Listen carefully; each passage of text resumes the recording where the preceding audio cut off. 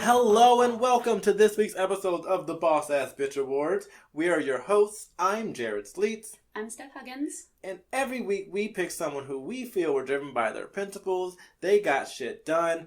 They donated clean water to people in Mississippi. But looks like they may have to donate water to Baltimore too. Oh, water please. We'll take it. Yeah, and I saw that I am pretty much on the borderline of where the E. coli infested water is, so it's not too clear if we're in the safe zone or not, but because we're close enough to it, we're still boiling everything, so, it's tough times.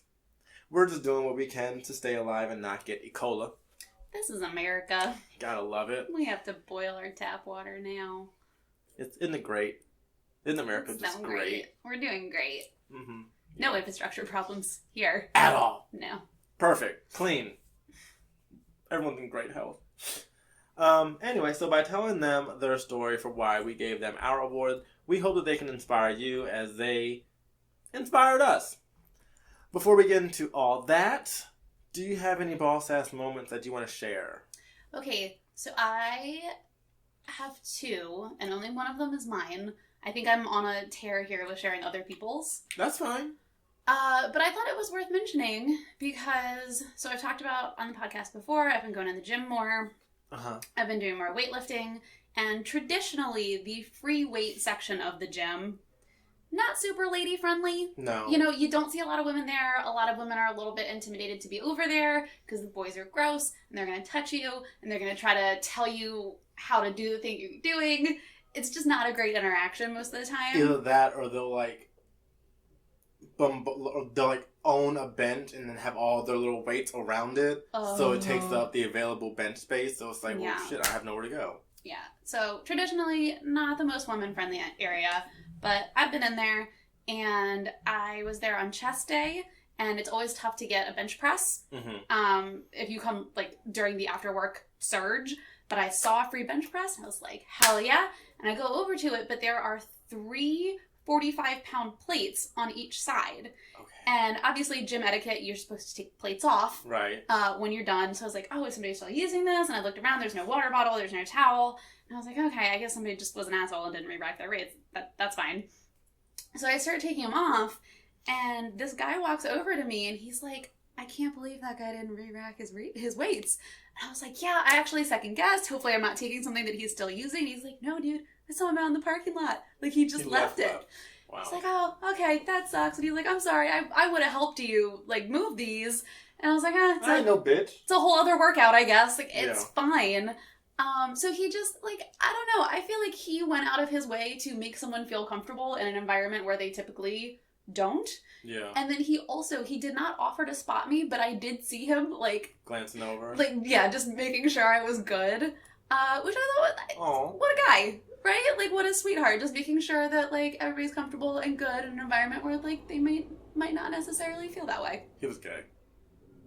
I did not get the impression that he was hitting on me, so yeah, maybe. He may have just been like, I see a girl. Girls see girls. I'm going to keep an eye on you. We girls gotta stick together. Maybe. I don't know. Maybe. But yeah, I really appreciated that, and it felt worth mentioning, because I feel like we should all try to do that, right? When we're in our zone, to make sure that other people feel welcome coming in. Sure. That's appropriate. Yeah. Yeah. And then I was going to say that I didn't really have one this week, but a friend of mine has been in the hospital, and I did find time to go bring her food and kiss her sweet little face and tell her she's so pretty and it's all going to be okay. Oh, good. So proud of you for helping a friend in need. You got to, right? Yeah, because sometimes they don't not everyone wants to see their family when they're in a hospital. Sometimes you just want to see your good girls. Your good Hospitals suck. Absolutely. Oh, they give me anxiety. But you gotta do what you gotta do. Yeah. So that was mine. What about you? Well, I have a more work-related boss-ass moment.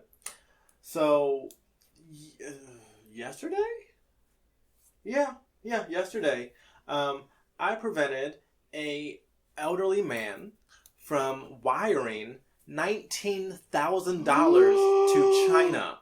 Oh, buddy, no. Why did he want to do that? Well, the story that he told me was that he was helping a friend start a business in China. Okay. And then upon looking at his account, well, I tried to ask enough questions like, do you know who this person is? Are you comfortable with that? Like, who do you know that's in China? Just send it to China. Yeah. And like, it wasn't even the name of someone who was like American but that moved to China. It was a fully like Chinese name or an Asian related name. So I'm like, not saying that you don't know anyone by that name, but you don't seem confident in your responses. You know, like you sound like you're hesitant to even disclose this information. He like realizes how shady it is as he's saying it. So that I was looking at his account, and then I noticed that like there was a recent deposit of $19,500, but it was a transfer. It was a transfer from his credit card through online banking, and I was like, Did you know that $19,500 was transferred from your credit card to your checking account? And he was like, "Oh, I think my wife must have done that. She's more tech savvy than I am." And I'm like, "You think?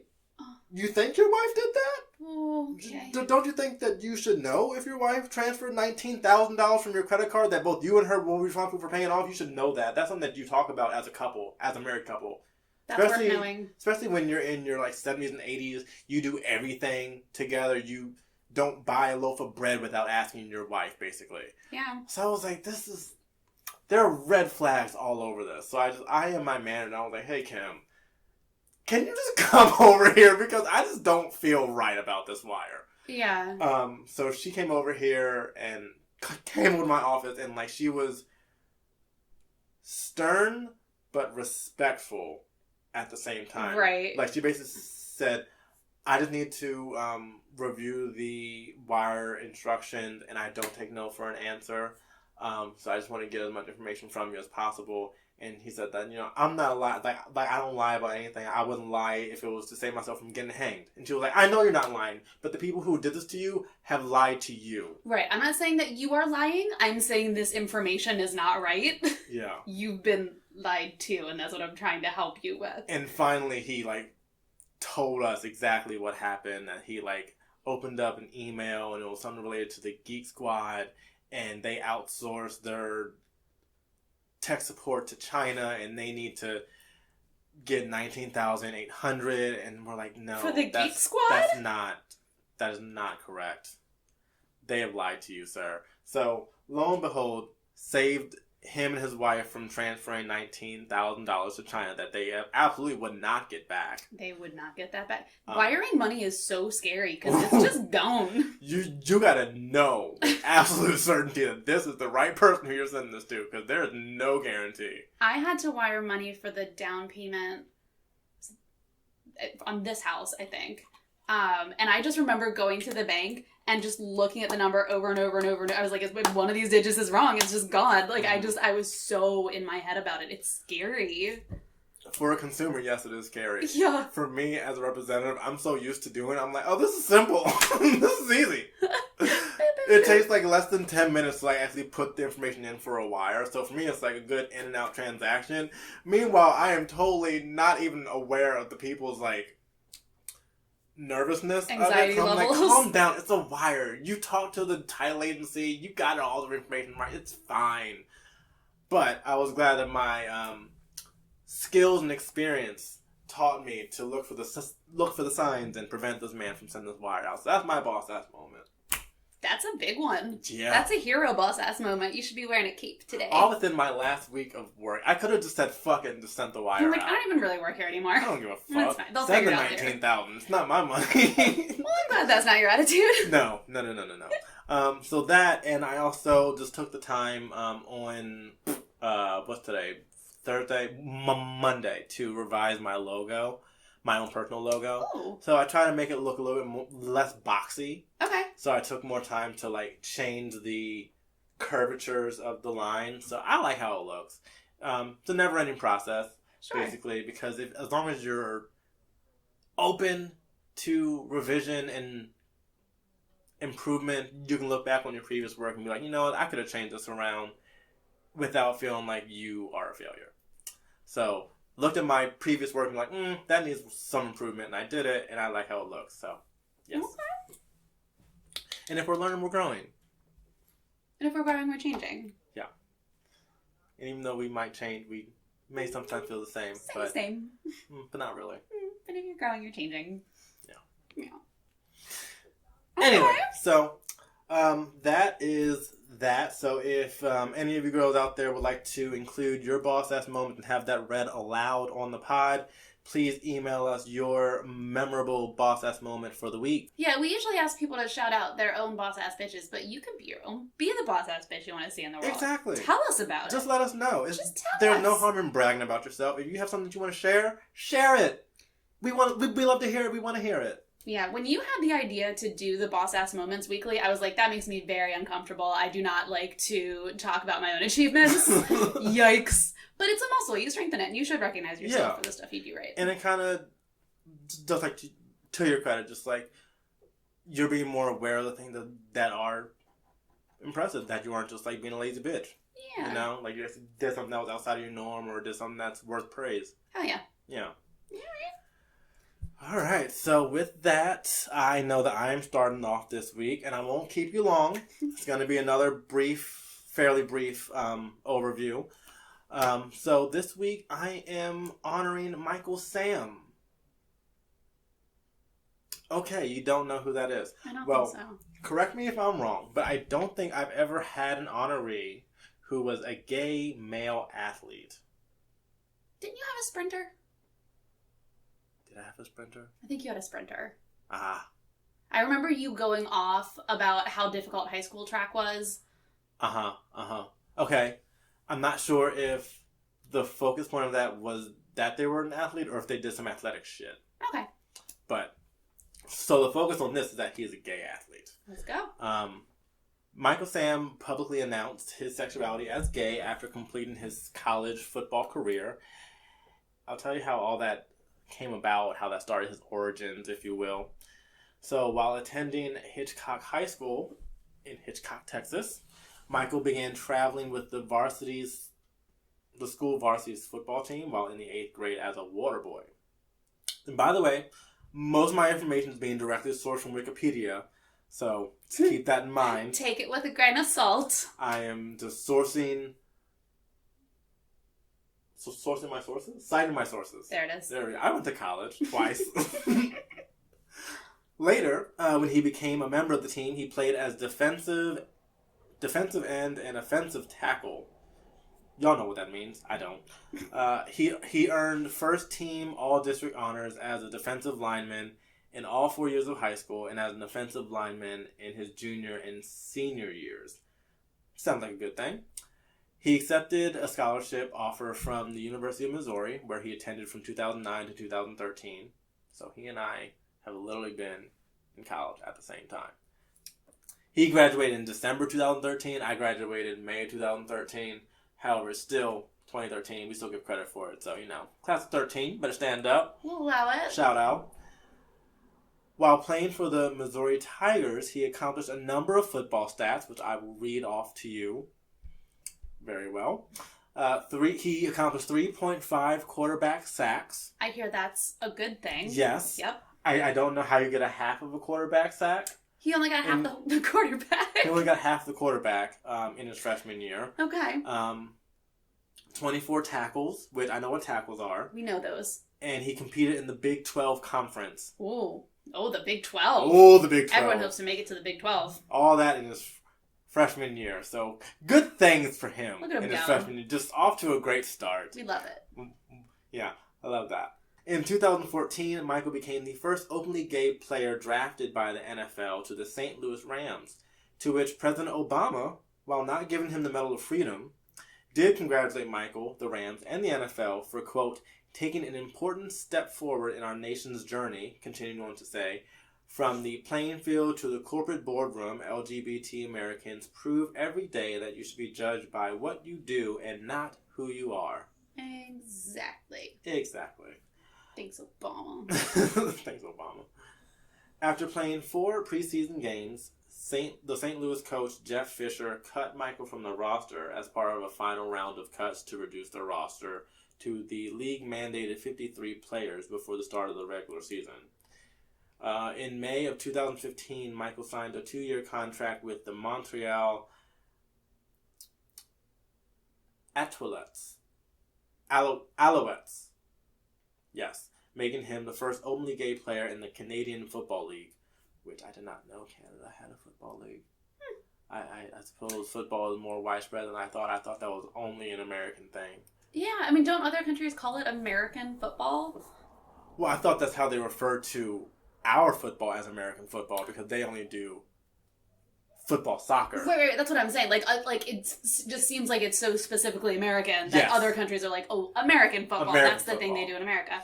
Okay, Canada. So I mean, if you want it. Sure. By August 2015, Michael decided to step away from professional football due to mental health reasons. 7 years later, April 2022, Michael announced that he had been hired as the assistant defensive line coach for the Barcelona Dragons of the European League of Football. Like I said, this was a fairly quick review, but I'm giving Michael Sam my award this week because the cards were stacked against him before he started to really step into his power. He was the 7th out of 8 kids. His parents separated when he was young. He watched one of his older brothers die from a gunshot wound. Damn. Another brother went missing in 1998, and 2 of his other brothers are in prison. He even had a sister who died in infancy. Oh my God, how are his parents doing? Oh! But I'm sure that was enough trauma to be like, I can't do this anymore. Poor family. Yeah, there's more. During his childhood, he and his mom were living out of her car, and wildly enough, on top of that, he was accidentally maced by police who were arresting one of his brothers. What? So, all that sourced by Wikipedia. And being openly gay in the NFL is still quite taboo. It's slowly becoming more normalized, maybe? But according to Wikipedia record, most NFL players announce their sexuality after they retire or they've gotten outed against their consent.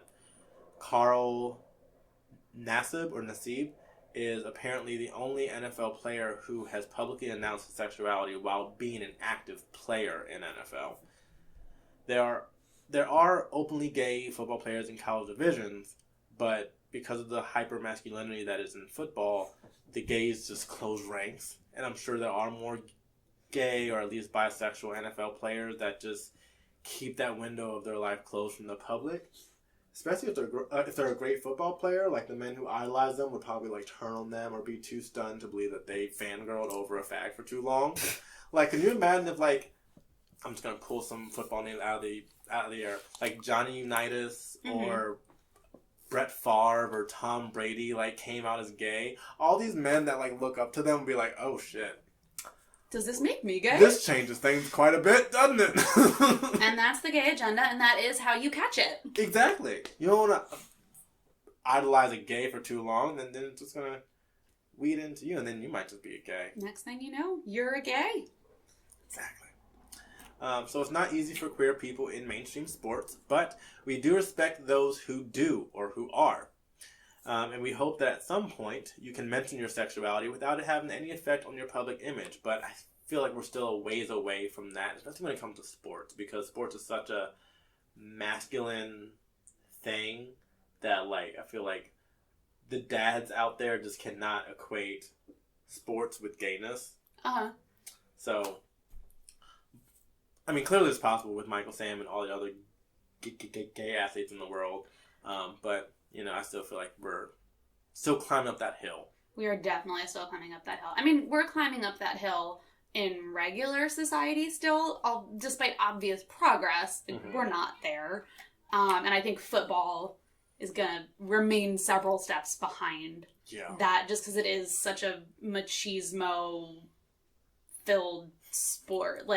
Better yet, can you imagine if Ray Lewis came out as gay? That would confuse a lot of people. Oh my God. That would confuse a lot of people. But honestly, if someone with his clout did, I wonder if people, they've been supporting him and fangirling over him for so long, maybe they just have to be like, yeah, okay, maybe we need to reconsider the way that I've been speaking about gay people because this man is my hero. And as it turns out, I have a gay hero. Like, I don't know. I don't know what their reaction would be. Yeah. But it's kind of funny how, like, you can never really know if someone's really gay. So, like, I feel like at some point in our trajectory as a country, we should move past that. But, again, I still feel like that's a long ways to go because homophobia just runs deep. Yeah, it is wild to me that we... Do you remember when Lindsay Lohan dated a woman for a while? Yes, that was my favorite period of her. And everyone was like, oh my god, she hasn't even, like, come out as gay, and she's dating this woman. It's just like, I don't know, she dated a woman for a while. Yeah. Like, she doesn't need to define her sexuality to you. Like, this is her date. Like, what does it matter? Yeah. I mean, the thing is, if the label feels good, pick it up and wear it. But if not, like, no one should make you. Exactly, it's on your own terms. So, that's Michael Sam in the gay athlete in the NFL. Well, not really NFL anymore. The CFL, Canadian, Michael Sam, a gay athlete, a gay football athlete. He's gay and he does sports good. Yes, he does sports the good thing. He moves the ball. So good. And that's something that's very important to both of us. Well, he's defensive. I don't think he moves the ball. He prevents people from taking the ball. Sure. Equally important. Because a great defense is a good offense. We're both just very invested in what happens with that ball. Yes. Yes. This is why we don't do sports This is very why we much. don't do a lot of sports episodes. Well done, though. Thank you. Thank you. I appreciate that. So who do you have this week? Okay, so this week is a little bit of a divergence for me. Do you remember when I covered Alice Roosevelt? And yes, that was like 2 weeks ago. Do you remember that far back? And you said that she invented trolling. Okay, so I went a little further back in history, and I think I may have found the actual inventor of trolling. Oh, Jesus. Now, I'm not super comfortable with what they called her. Her name was Black Agnes. Okay. Now, here's the thing. She was Scottish. And so I'm pretty sure that she was a white woman with dark hair. Okay. That makes more sense. Right? That's not a huge fan of the nickname. No. But that is how she was known. Didn't age well. No, we don't. But she sure did. Her story did. So, all right. We're going to set the historic stage. In the early 1300s. 1300s? We're getting into the 1300s. You really love going that far back. We're going back to the first troll, Jared. Okay. England was back on their bullshit, trying to invade Scotland to establish their rule over the country because they are what? Imperialists. Sure. Ooh. Well, baby, I don't think we can have you that close to the microphones. Can you? Charlie. Okay. So, the English are being imperialists, as they do. This is going great. Okay. The English are being imperialists. Okay, I'm just going to start over. Okay, so we're going to set the historic stage here before we get into our boss-ass bitch. In the early 1300s, England was back on their bullshit, trying to invade Scotland to establish their rule over the country. Because they are what? Sickening. Imperialists. Imperialists. Robert the Bruce embarrassed British forces at the Battle of Bannockburn. There we go. I speak Scottish. Isn't this? It's just English, but with the It's Scottish brew. Way more syllables. There's just so many more letters than I ever needed for that word. In 1314 was when the Battle of Bannockburn happened, and he just sent them packing right back to England. But they went back to England, they regrouped, they're like, we're still totally going to conquer Scotland, right? Like, yeah, okay, we're going back in. So in 1338, they came marching back to try to finally conquer those stubborn Scots once and for all. Imperialism. Yes. We love to see it. Love it. On January 13th, they stopped in front of Dunbar Castle near the already conquered town of Berwick. And they were like, okay, let's just go ahead and take this castle. How hard could it be? Now, normally they would have been absolutely right about this. This should have been an easy castle to take because its lord, the man of the house, Patrick Dunbar, Earl of Dunbar and March, was away with the Scottish army fighting against the English in the north. Huh. The English knew this much. What they didn't know was that he had left his wife, Lady Agnes Randolph, Countess of Moray, bona fide boss-ass bitch, and inventor of trolling, in charge of the castle. Can't wait to hear this story. Also, worth noting, I think I mentioned this in the beginning, she was called Black Agnes, which was reportedly for her dark hair and complexion. And again, I don't know how I feel about that nickname, but there it is. That's what they called her. And her complexion, you say. Yeah, but I still like... What if she was, like, just a darker skinned Scottish? That's what I'm picturing. Or, like, more Mediterranean, perhaps? Maybe a little Mediterranean. Mm-hmm. I don't With know how black she ended hair. up in Scotland, but maybe. You know, slave ships. Sure. Yeah. The British colonizing. The British were they colonizing everybody and moving them all around. Yeah, and, I'll you blame know, the British for mobility, that. immigration. You get it. You know. Yeah, I went to school. So anyway, she was left to defend the castle with just a few men who stayed behind from the war effort, and her odds really were not great.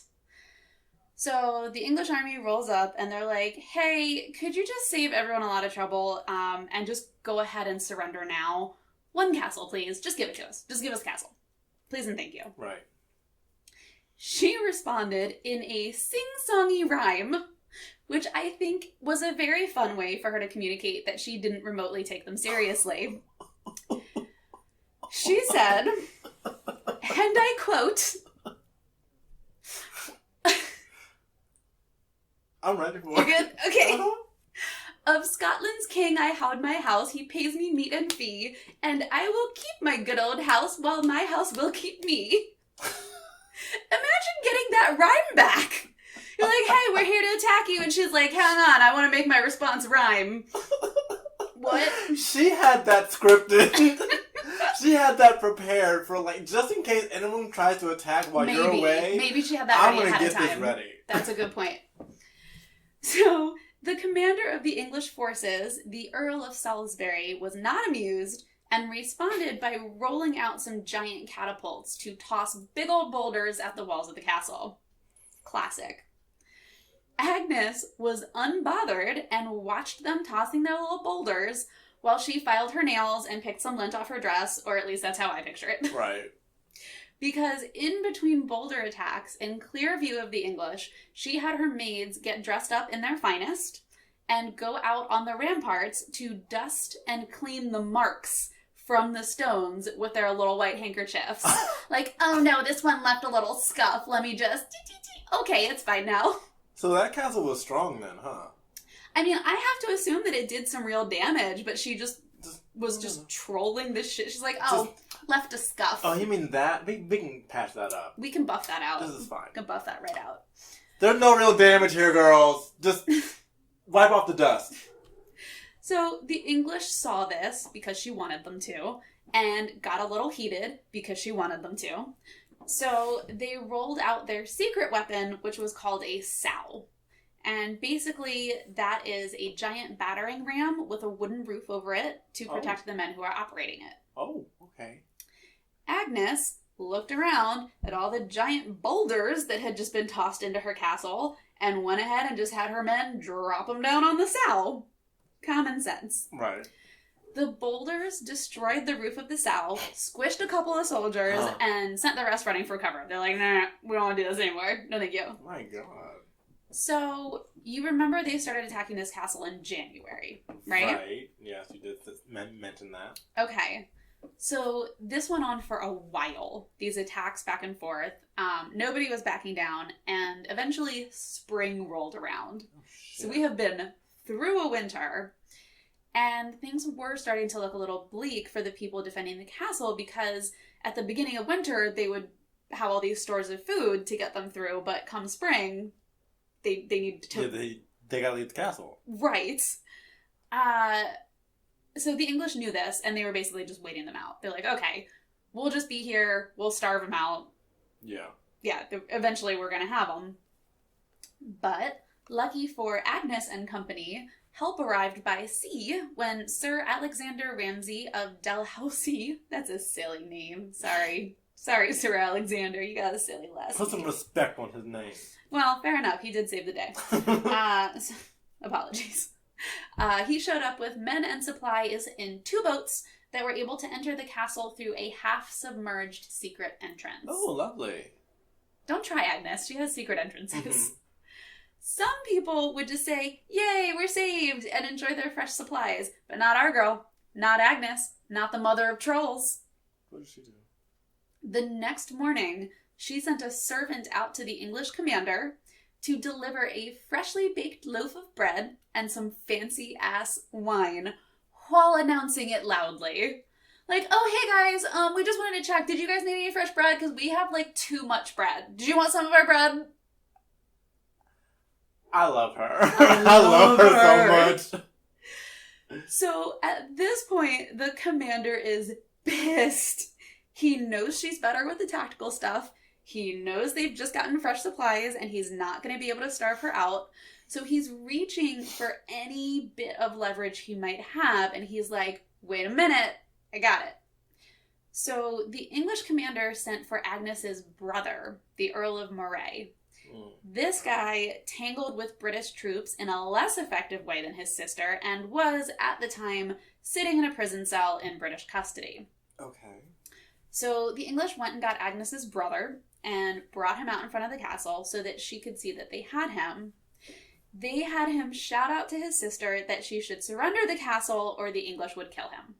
We got her now. Okay. Very Game of Thrones. So Agnes was like, okay, wait. If I don't surrender, you're gonna kill my brother. That brother? That guy right there. The unmarried one with no children? The one who has me as his sole heir? The one whose death would make me the Earl of Moray? Yeah, okay. Kill him, Knock please. yourselves out, I guess. It's gonna help me out. The English commander, embarrassed once again, let the brother live so as not to do her any favors. Shit. They weren't ready for her. They were not ready for Agnes. Who would be? So, on June 10th, 1338, after 5 months of trying and failing to take the castle from Agnes, the English turned around and marched back where they came from. And as they marched away, the men made up a little song of their own. The men who were marching away? Uh-huh. She makes a stir in tower and trench, that brawling, boisterous Scottish wench. Came I early, came I late, I found Agnes at the gate. Okay, yeah, that's a good rhyme to take with you back home. Like, alright, boys, we don't fuck with Agnes.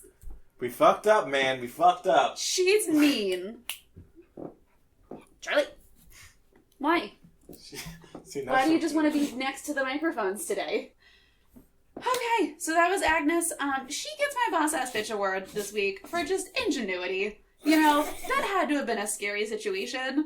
I feel like I'm not typically one to taunt the enemy when they have an upper hand, but right. She ran out of fucks to give, I think, long before the English ever rolled up on her castle. When did her husband ever come back? And like, I want to know his reaction to her retelling the story. I just feel like there's no way that he didn't know that she had that in her, right? Like, you're not married to somebody and not know that they're a goddamn savage. That was fully Catelyn Stark.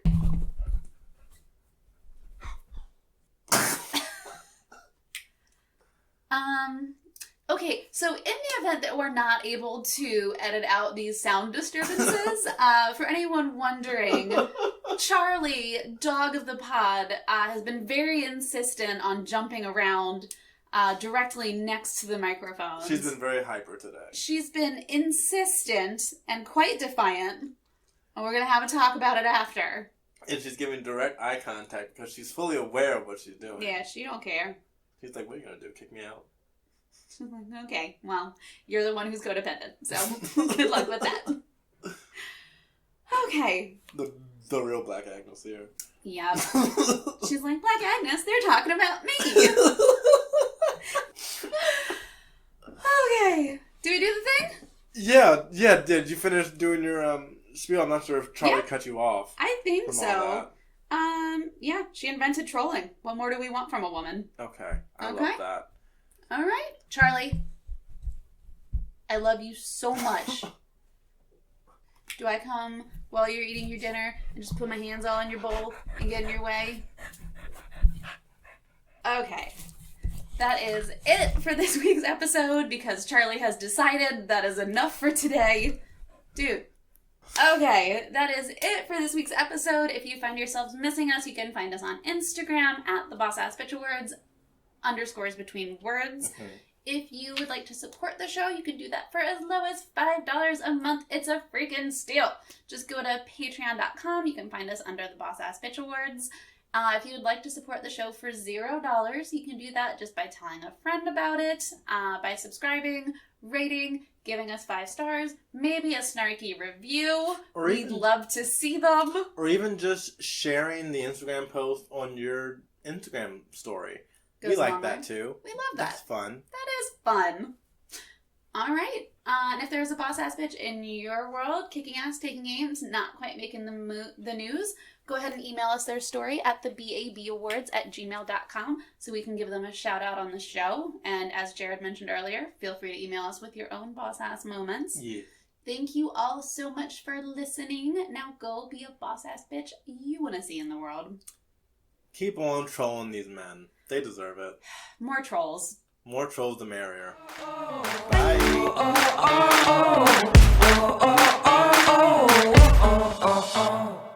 This song is about me.